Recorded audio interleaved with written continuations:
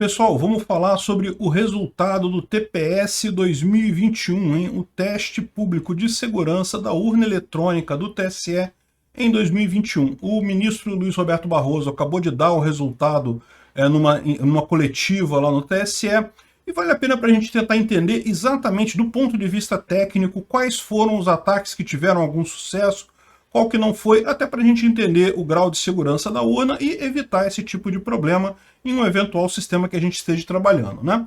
Essa notícia não foi sugerida por ninguém, tá? Eu que busquei ela na internet aqui, mas eu agradeço a todo mundo que sugere notícias pra gente. Se você quiser ajudar a gente aqui, sugerir uma notícia pra gente falar sobre segurança da informação, é só ir lá no nosso site https://safesrc.com.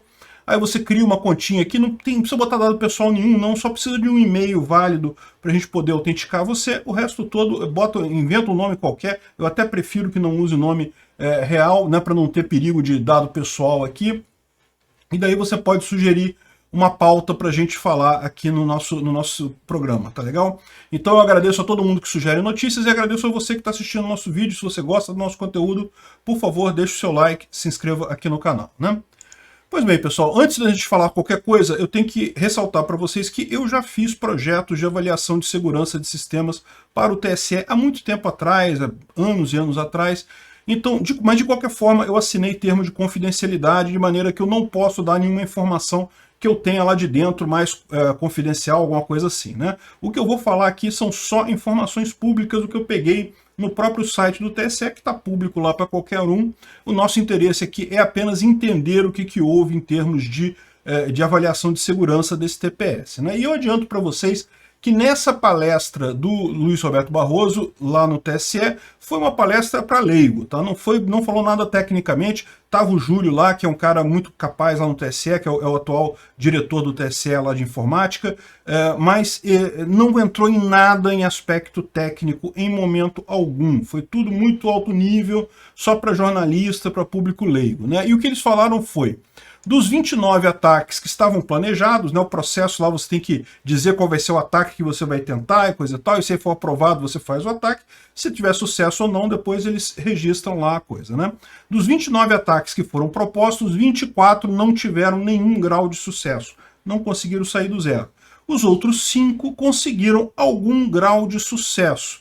E aí eles descreveram, mas falaram muito por alto. Só que lá no site do TSE, tem esse documento aqui, ó, que é o plano de testes aprovados. Então eles falam, também muito por alto aqui, não tem detalhes, qual é o plano de teste que eles estavam fazendo, ou seja, o que foi que o pessoal testou no final das contas lá nesse TPS 2021. Então, talvez a gente possa aqui ter alguma informação a mais além do que está lá, né? Então, o primeiro problema que eles colocaram é a adulteração da tela da urna.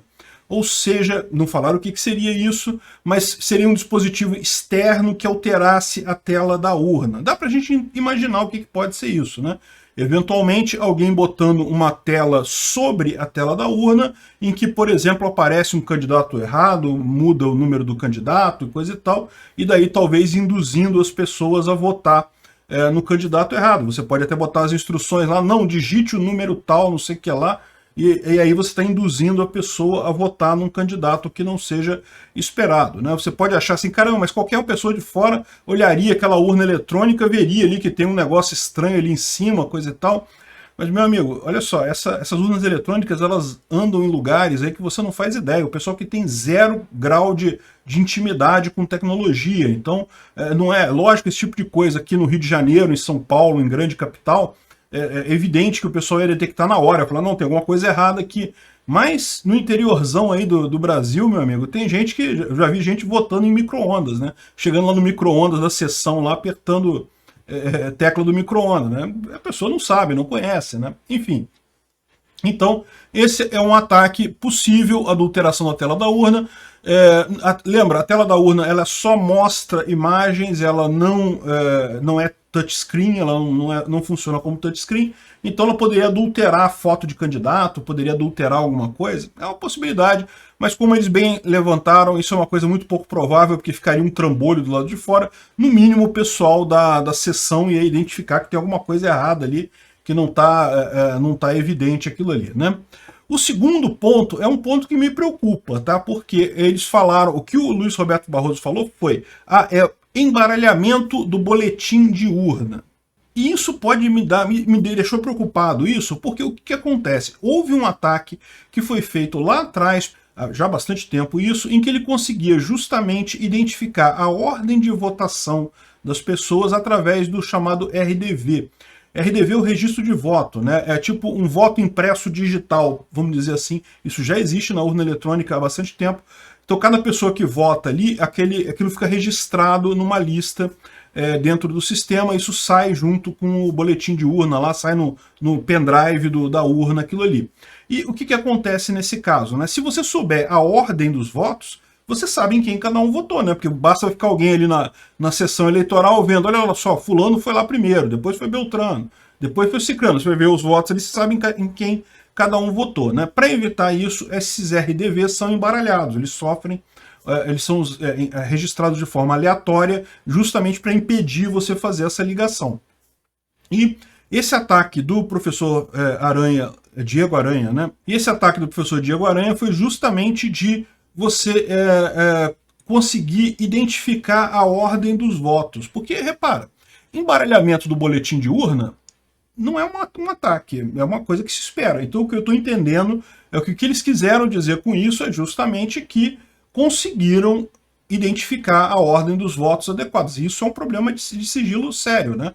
Ou seja, você não altera a votação, mas você sabendo em quem cada pessoa votou, você consegue, de fato, vender voto, comprar voto, esse tipo de coisa, é uma coisa realmente séria, né? E você reparar que existem alguns graus disso daqui, algumas situações em que eles falam justamente aqui, ó, violar sigilo do voto, registro de voto e ordem de votação, a possível quebra do sigilo. Então teve alguns testes aqui que foi justamente no sentido de reverter esse aleatório na hora de registrar os votos na urna eletrônica. Para quem trabalha com segurança da informação, isso é uma dica muito importante. Aleatório em informática é muito difícil. É uma coisa muito difícil de conseguir, tá? Todo aleatório, todo random que você tem, na verdade, é pseudo-randômico, é pseudo-aleatório. Ele não é aleatório de verdade. Se você souber o algoritmo, souber a semente que foi usada, você consegue saber a ordem certinha dos números gerados e, com isso, reverter esse tipo de coisa. Então, eu não sei se foi isso que eles conseguiram fazer, tá? Como eu disse, a gente não tem informações, mas se foi isso, foi uma coisa mais séria do que o pessoal deixou transparecer. A outra coisa que eles falaram aqui foi ultrapassar a barreira do sistema de transmissão. Ou seja, o que eu estou entendendo aqui é que alguém conseguiu se conectar com o sistema de recebimento de BUs e mandar alguma coisa. Não vai ser aceito porque tem toda uma criptografia ali, né? A própria urna eletrônica, ela assina digitalmente os boletins de urna. Isso também tem lá na documentação pública do TSE, lá no site deles. Então, mesmo que você consiga mandar alguma coisa para o sistema de totalização, isso não vai ser recebido porque não tem assinatura digital adequada, né? Mas, de qualquer forma, o fato de ele conseguir conectar no sistema de totalização é uma coisa grave. E o que eu acho que foi? O mais provável é que tenha sido um desses ataques aqui que eles estão falando, do JE Connect, né? Você vai ver que tem vários deles foram tentativas de invasão do JE Connect. E o que seria esse JE Connect, né? Para quem não sabe, um dos problemas da eleição é que você tem um monte de sessões eleitorais num monte de lugares, em escolas, em repartições, lugares em que depois no final você tem o boletim de urna, precisa transmitir aquele boletim de urna, você precisa de uma máquina para transmitir aquele boletim de urna, só que, ao mesmo tempo, você não quer usar uma máquina da escola, uma máquina daquela repartição, daquele lugar ali, porque você não sabe como é que é, se o pessoal faz antivírus, roda antivírus com certeza ali, né?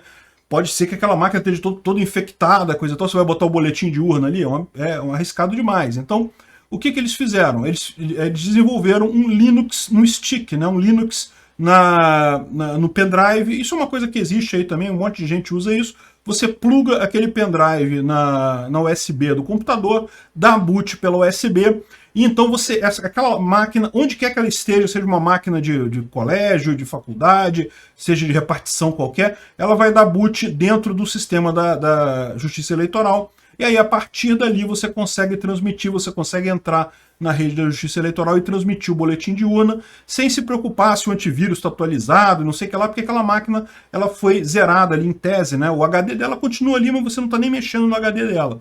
Você está usando só o hardware mesmo para transmitir o boletim de urna, né? Então, isso é uma coisa que é uma necessidade da logística da coisa e é uma solução que funciona muito bem. Mas, evidentemente, o que eles estão dizendo aqui de ultrapassar a barreira do sistema de transmissão dá a entender que é alguma coisa nesse sentido. De novo, a gente tem muito poucas informações sobre o que foi aqui.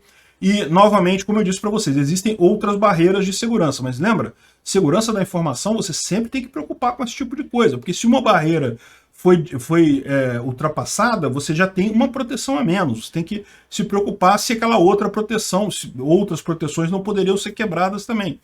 Lembra aquele negócio, o fator tempo do teste, isso é fundamental. O pessoal que fez o teste público teve o quê? 1 semana, 2 semanas para fazer o teste? Acho que nem isso, acho que foram 6 dias. Beleza, em 6 dias eles conseguiram quebrar essa barreira. E se eles tivessem 1 ano, por exemplo, daqui até a eleição, será que não conseguiriam quebrar as outras barreiras, né? Então, esse é o tipo de problema que realmente você tem que levar em consideração. Todos esses 5 pontos que eles colocaram aqui são pontos que merecem atenção, e o próprio pessoal do TSE falou que vai corrigir, que vai trabalhar nisso e coisa e tal. E, aliás, a ideia desse tipo de teste é justamente identificar esse tipo de coisa para evitar esse tipo de problema, né? Essa é toda a proposta da coisa, né? Bom, o terceiro ponto foi então ultrapassar a barreira do sistema de transmissão. O quarto ponto foi, eles chamaram de fone de ouvido. Não deram informação. A urna, ela tem de fato um jack P2 ali, que é para você botar para a pessoa que é deficiente visual, para ela poder votar. Então ela bota o fone de ouvido e dali você tem informações daquilo ali, né? E daí, de fato, tem alguns ataques aqui, ó.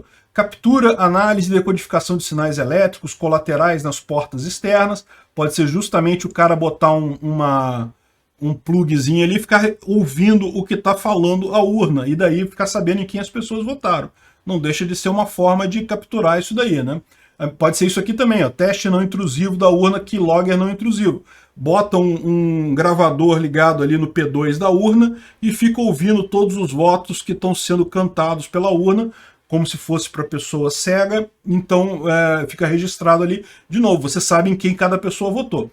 E lembra, o sigilo do voto na legislação brasileira é um requisito muito forte, né? Porque aqui no Brasil, você sabe, a gente tem um histórico de compra de voto que é enorme, né? Houve época aqui no Brasil que o voto era comprado mesmo, que tinham os chamados currais eleitorais, eram exatamente isso, né?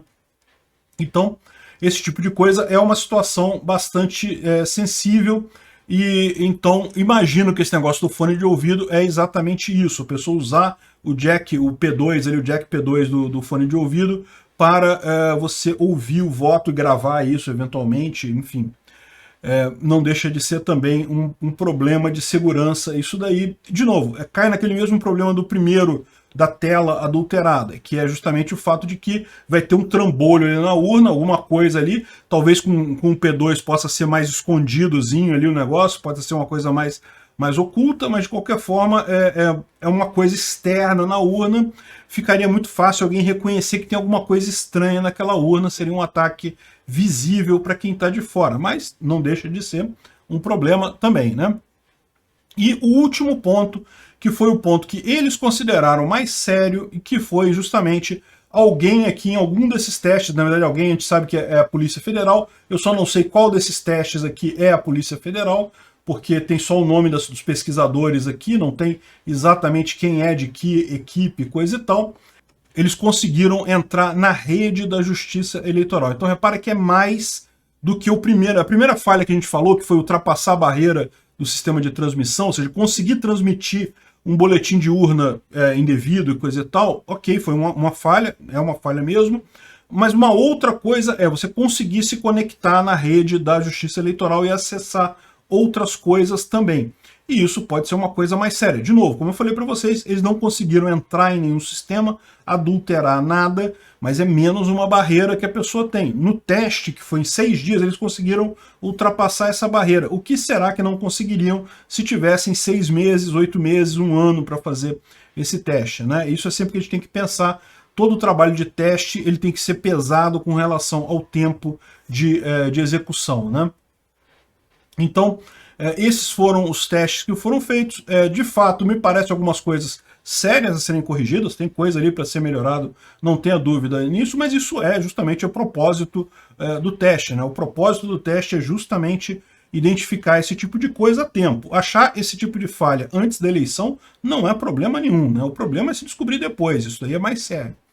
Bacana o teste feito pelo pessoal lá, a equipe de desenvolvimento lá do TSE é muito boa, como eu falei para vocês, eu trabalhei com eles, já faz muito tempo isso, eu já trabalhei com eles, o pessoal lá em termos de capacidade é muito bom, então eu não tenho dúvida nenhuma que vão ser capazes de corrigir esses problemas aí, sem dúvida alguma, para a eleição do ano que vem. Foi um grande sucesso aí esse TPS, não tenha dúvida.